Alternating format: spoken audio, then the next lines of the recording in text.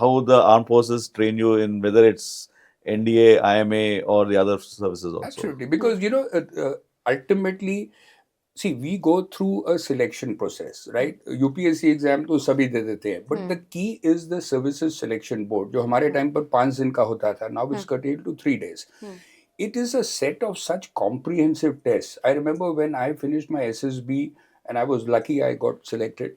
And the chairperson of that SSB at that time, they used to be colonels, now they're brigadiers, and he addressed us, candidates who were selected. And he said, gentlemen, me and my officers who have put you through this process know more about you today than what your parents know about you.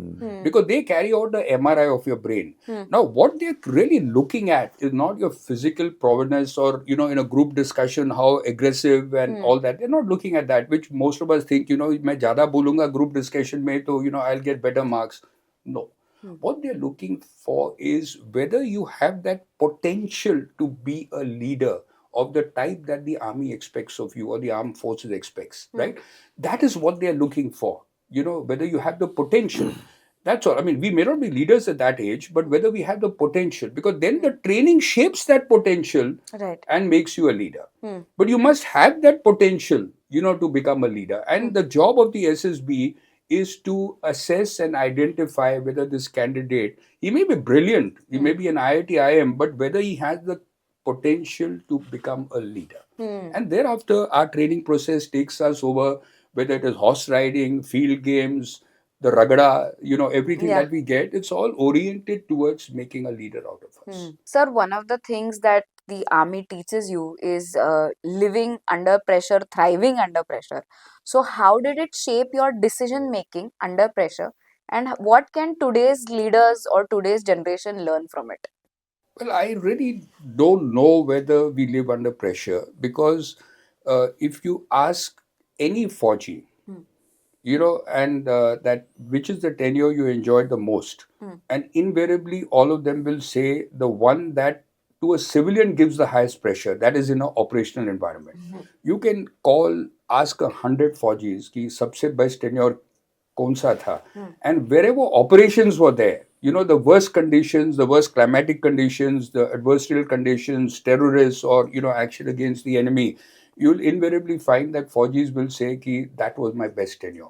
I've done lots of tenure in the valley, in J&K, and invariably I have the same answer, that where I found that the dangers are much more, your operational readiness has to be high.